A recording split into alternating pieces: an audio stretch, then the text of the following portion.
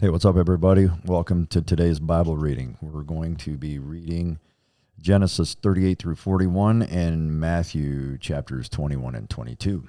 So, without further ado, let's go. Genesis chapter 38.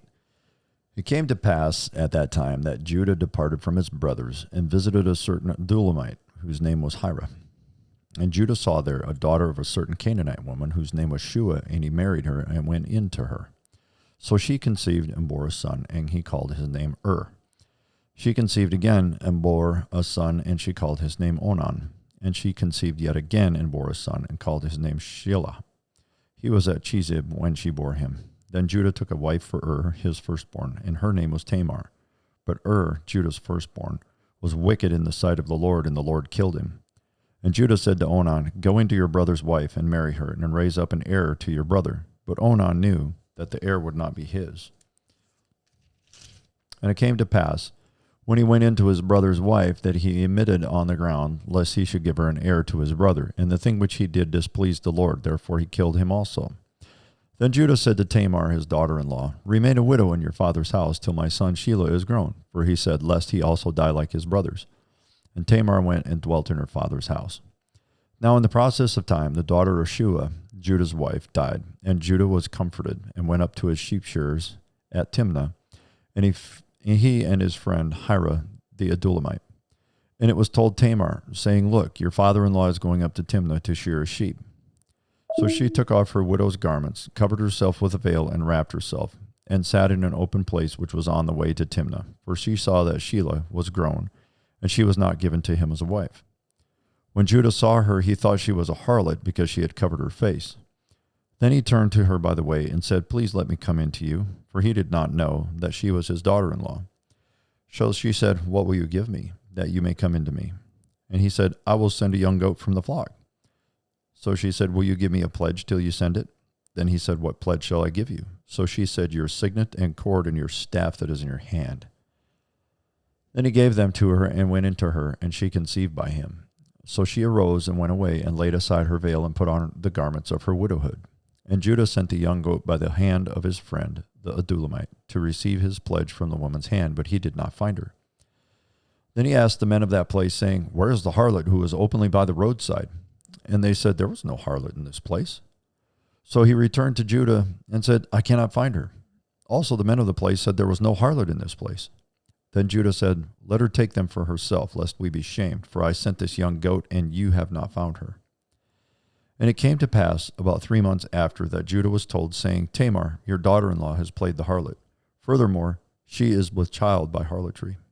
So Judah said, Bring her out, and let her be burned. When she was brought out, she sent to her father-in-law, saying, By the man to whom these belong, I am with child. And she said, Please determine whose these are, the signet and cord and staff. So Judah acknowledged them and said, She has been more righteous than I, because I did not give her to Shelah my son. And he never knew her again. Now it came to pass at the time for giving birth that, behold, twins were in her womb. And so it was, when she was giving birth, that the one put out his hand, and the midwife took a scarlet thread and bound it on his hand, saying, This one came out first. Then it happened, as he drew back his hand, that his brother came out unexpectedly. And she said, How did you break through? This breach be upon you. Therefore his name was called Perez. Afterward his brother came out, who had the scarlet thread on his hand, and his name was called Zerah. Genesis 39. Now Joseph had been taken down to Egypt, and Potiphar, an officer of Pharaoh, captain of the guard, an Egyptian, bought him from the Ishmaelites, who had taken him down there. The Lord was with Joseph, and he was successful. He was a successful man, and he was in the house of his master the Egyptian. And his master saw that the Lord was with him, and that the Lord made all he did to prosper in his hand. So Joseph found favor in his sight and served him.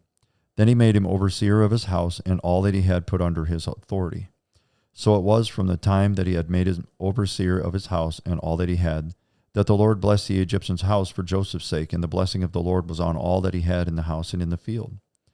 Thus he left all that he had in Joseph's hand, and he did not know what he had, except for the bread which he ate. Now Joseph was handsome in form and appearance, and it came to pass after these things that his master's wife cast longing eyes on Joseph, and she said, Lie with me. But he refused, and said to his master's wife, Look, My master does not know what is with me in the house, and he has committed all that he has to my hand.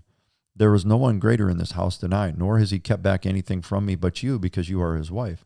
How then can I do this great wickedness and sin against God?" So it was, as she spoke to Joseph day by day, that he did not heed her to lie with her or to be with her.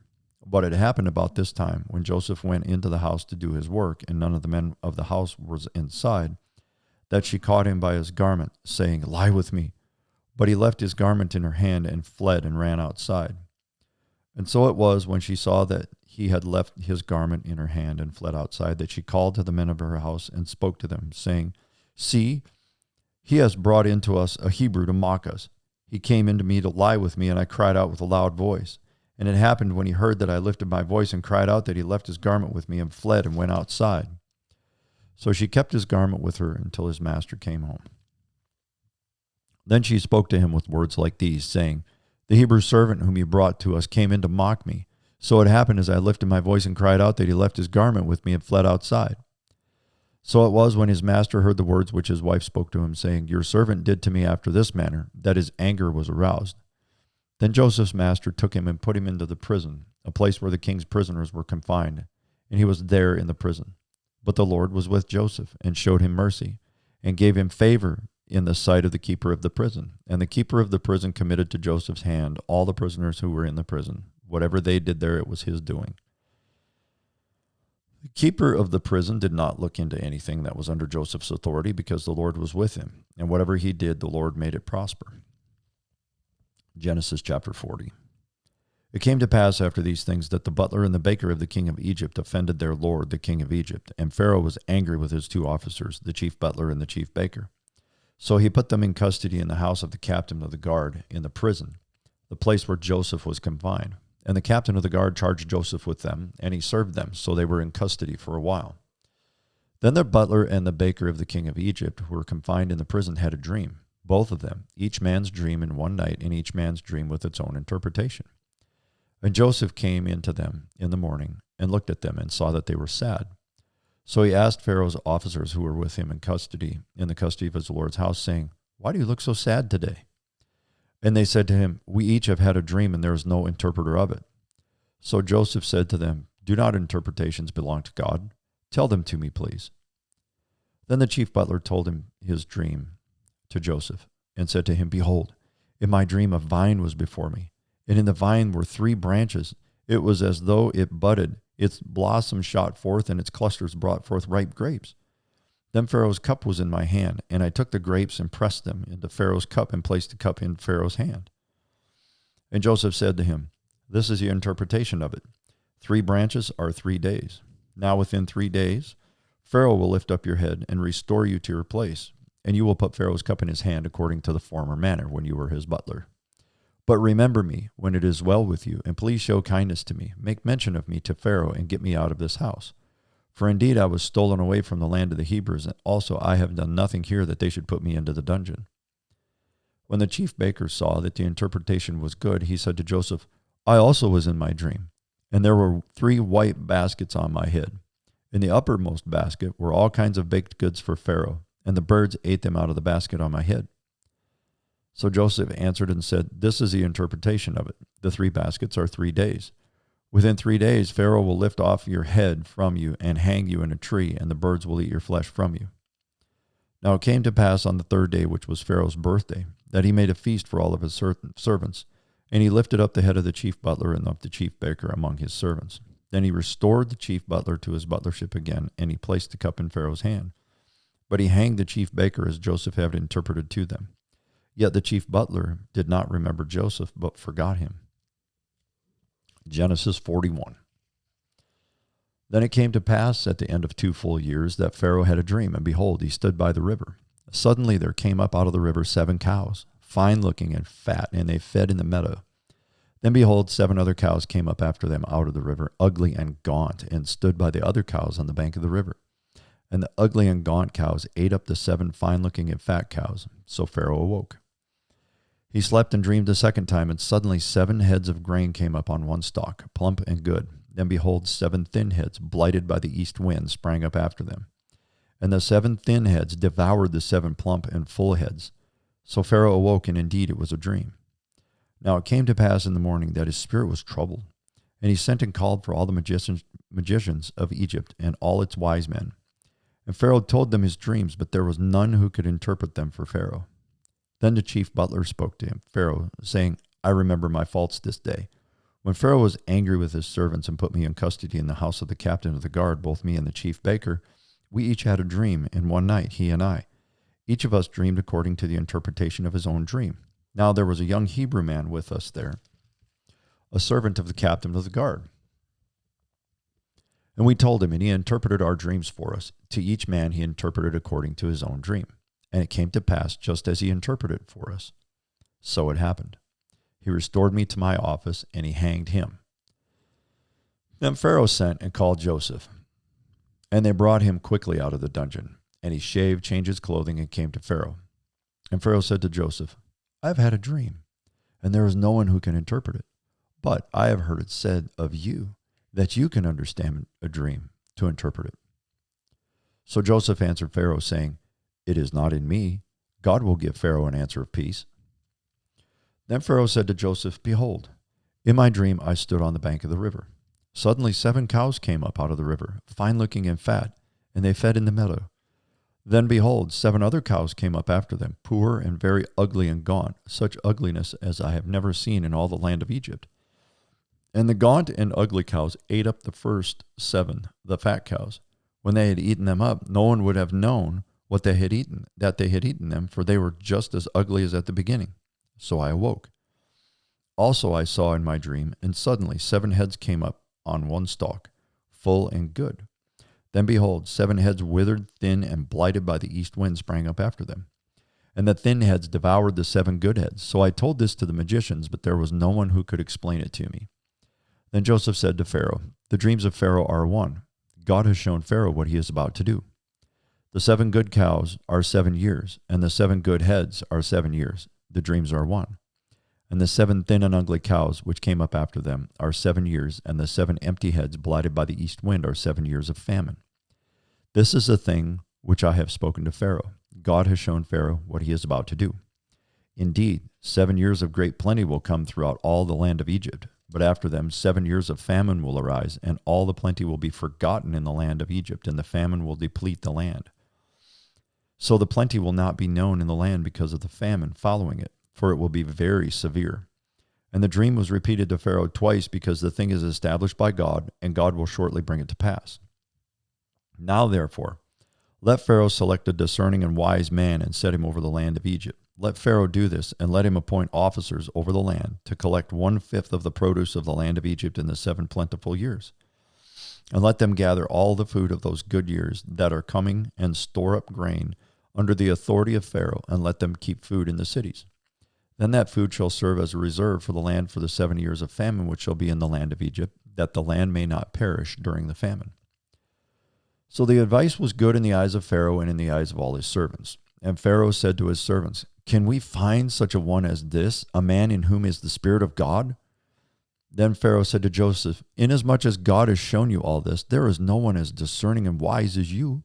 You shall be over my house, and all my people shall be ruled according to your word. Only in regard to the throne will I be greater than you. And Pharaoh said to Joseph, See, I have set you over all the land of Egypt. Then Pharaoh took his signet ring off his hand and put it on Joseph's hand. And he clothed him in garments of fine linen and put a gold chain around his neck. And he had him ride in the second chariot which he had, and they cried out to him, Bow the knee. So he set him over all the land of Egypt. Pharaoh also said to Joseph, I am Pharaoh, and without your consent no man may lift up his hand or foot in all the land of Egypt.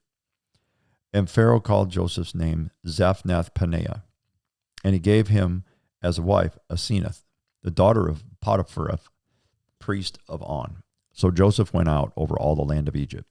Joseph was 30 years old when he stood before Pharaoh, king of Egypt. And Joseph went out from the presence of Pharaoh and went out throughout all the land of Egypt. Now in the 7 plentiful years the ground brought forth abundantly. So he gathered up all the food of the 7 years which were in the land of Egypt, and laid up the food in the cities. He laid up in every city the food of the fields which surrounded them. Joseph gathered very much grain as the sand of the sea until he stopped counting, for it was immeasurable. And to Joseph were born 2 sons before the years of famine came, when Asenath, the daughter of Potiphera, priest of On, bore to him. Joseph called the name of the firstborn Manasseh, for God has made me forget all my toil in my father's house. And the name of the second he called Ephraim, for God has caused me to be fruitful in the land of my affliction. Then the 7 years of plenty which were in the land of Egypt ended, and the 7 years of famine began to come, as Joseph had said. The famine was in all lands, but in all the land of Egypt there was bread.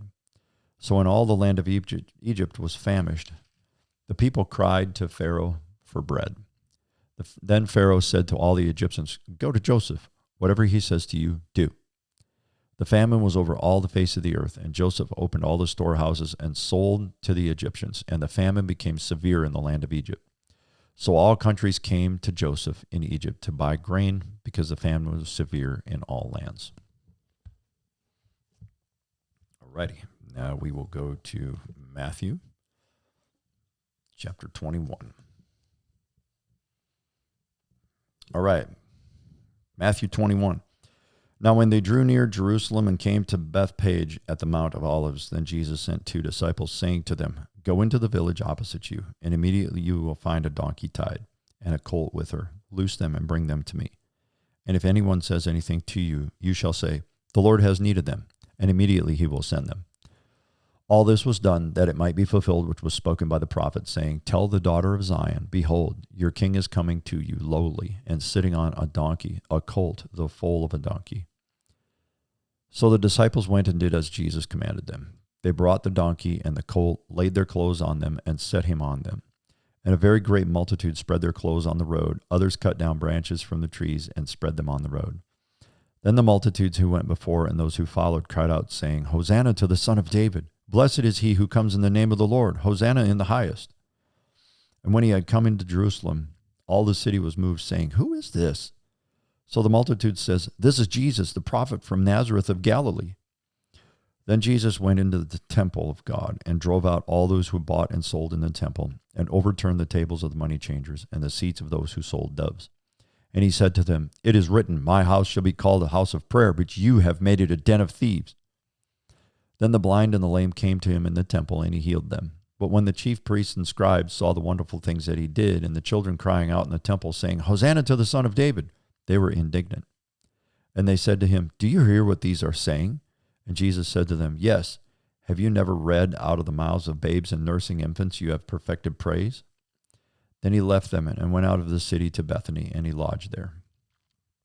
Now in the morning, as he returned to the city, he was hungry. And seeing a fig tree by the road, he came to it and found nothing on it but leaves, and said to it, "Let no fruit grow on you ever again." Immediately the fig tree withered away. And when the disciples saw it, they marveled, saying, "How did the fig tree wither away so soon?" So Jesus answered and said to them, "Assuredly I say to you, if you have faith and do not doubt, you will not only do what was done to the fig tree, but also if you say to this mountain, 'Be removed and cast into the sea,' it will be done. And whatever things you ask in prayer, believing, you will receive." Now when he came into the temple, the chief priests and the elders of the people confronted him as he was teaching and said, "By what authority are you doing these things? And who gave you this authority?" But Jesus answered and said to them, "I also will ask you one thing, which if you tell me, I likewise will tell you by what authority I do these things. The baptism of John, where was it from? From heaven or from men?" And they reasoned among themselves, saying, "If we say from heaven, he will say to us, 'Why then did you not believe him?' But if we say from men, we fear the multitude, for all count John as a prophet." So they answered Jesus and said, "We do not know." And he said to them, "Neither will I tell you by what authority I do these things." Verse 28. But what do you think? A man had 2 sons, and he came to the first and said, "Son, go work today in my vineyard." And he answered and said, "I will not."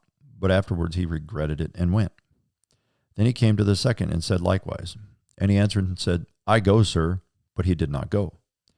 Which of the 2 did the will of his father? They said to him, "The first." Jesus said to them, "Assuredly I say to you that tax collectors and harlots enter the kingdom of God before you. For John came to you in the way of righteousness, and you did not believe him. But tax collectors and harlots believed him, and when you saw it, you did not afterwards relent and believe him. Hear another parable. There was a certain landowner who planted a vineyard and set a hedge around it, dug a wine press in it, and built a tower. And he leased it to vine dressers and went into a far country. Now when the vintage time drew near, he sent his servants to the vine dressers that they might receive its fruit. And the vine dressers took his servants, beat one, killed one, and stoned another. Again he sent other servants, more than the first, and they did likewise to them. Then last of all he sent his son to them, saying, They will respect my son. But when the vine dressers saw the son, they said among themselves, This is the heir. Come, let us kill him and seize his inheritance. So they took him and cast him out of the vineyard and killed him. Therefore, when the owner of the vineyard comes, what will he do to those vine dressers? They said to him, He will destroy those wicked men miserably, and lease his vineyard to other vine dressers who will render to him the fruits in their seasons. Jesus said to them, Have you never read in the scriptures, the stone which the builders rejected has become the chief cornerstone? This was the Lord's doing, and it is marvelous in our eyes. Therefore I say to you, the kingdom of God will be taken from you and given to a nation bearing the fruits of it.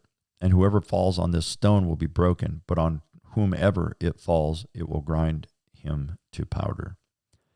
Now when the chief priests and Pharisees heard his parables, they perceived that he was speaking of them. But when they sought to lay hands on him, they feared the multitudes because they took him for a prophet. Matthew chapter 22. And Jesus answered and spoke to them again by parables, and said, The kingdom of heaven is like a certain king who arranged a marriage for his son, and sent out his servants to call those who were invited to the wedding, and they were not willing to come. Again he sent out other servants, saying, Tell those who are invited, See, I have prepared my dinner. My oxen and fatted cattle are killed, and all things are ready. Come to the wedding. But they made light of it and went their way, one to his own farm, another to his business. And the rest seized his servants, treated them spitefully, and killed them. But when the king heard about it, he was furious, and he sent out his armies, destroyed those murderers, and burned up their city. Then he said to his servants, The wedding is ready, but those who were invited were not worthy. Therefore go into the highways, as many as you can find, invite to the wedding. So those servants went out into the highways and gathered together all whom they found, both bad and good, and the wedding hall was filled with guests. But when the king came in to see the guests, he saw a man there who did not have on a wedding garment. So he said to him, Friend, how did you come in here without a wedding garment? And he was speechless. Then the king said to the servants, Bind him hand and foot, take him away, and cast him into outer darkness. There will be weeping and gnashing of teeth, for many are called, but few are chosen. Verse 15. Then the Pharisees went and plotted how they might entangle him in his talk. And they sent to him their disciples with the Herodians, saying, Teacher, we know that you are true and teach the way of God in truth, nor do you care about anyone, for you do not regard the person of men. Tell us, therefore, what do you think? Is it lawful to pay taxes to Caesar or not? But Jesus perceived their wickedness and said, Why do you test me, you hypocrites? Show me the tax money. So they brought him a denarius. And he said to them, Whose image and inscription is this? And they said to him, Caesar's. And he said to them, Render therefore to Caesar the things that are Caesar's, and to God the things that are God's. When they had heard these words, they marveled and left him and went their way. Verse 23. The same day the Sadducees, who say there is no resurrection, came to him and asked him, saying, Teacher, Moses said that if a man dies having no children, his brother shall marry his wife and raise up offspring for his brother. Now, there were with us 7 brothers. The first died after he had married, and having no offspring, left his wife to his brother. Likewise the second also, and the third, even to the 7th. Last of all, the woman died also. Therefore, in the resurrection, whose wife of the 7 will she be? For they all had her. Jesus answered and said to them, You are mistaken, not knowing the Scriptures nor the power of God. For in the resurrection they neither marry nor are given in marriage, but are like angels of God in heaven. But concerning the resurrection of the dead, have you not read what was spoken to you by God, saying, I am the God of Abraham, the God of Isaac, and the God of Jacob? God is not the God of the dead, but of the living. And when the multitudes heard this, they were astonished at his teaching. But when the Pharisees heard that he had silenced the Sadducees, they gathered together. Then one of them, a lawyer, asked him a question, testing him, and saying, Teacher, which is the great commandment in the law? Jesus said to him, You shall love the Lord your God with all your heart, with all your soul, and with all your mind. This is the first and great commandment, and the second is like it. You shall love your neighbor as yourself. On these 2 commandments hang all the law and the prophets. While the Pharisees were gathered together, Jesus asked them, saying, "What do you think about the Christ? Whose son is he?" They said to him, "The son of David." He said to them, "How then does David in the Spirit call him Lord, saying, 'The Lord said to my Lord, sit at my right hand until I make your enemies your footstool'? If David then calls him Lord, how is he his son?" And no one was able to answer him a word, nor from that day on did anyone dare question him anymore. Hey, thanks for joining us. We'll see you tomorrow.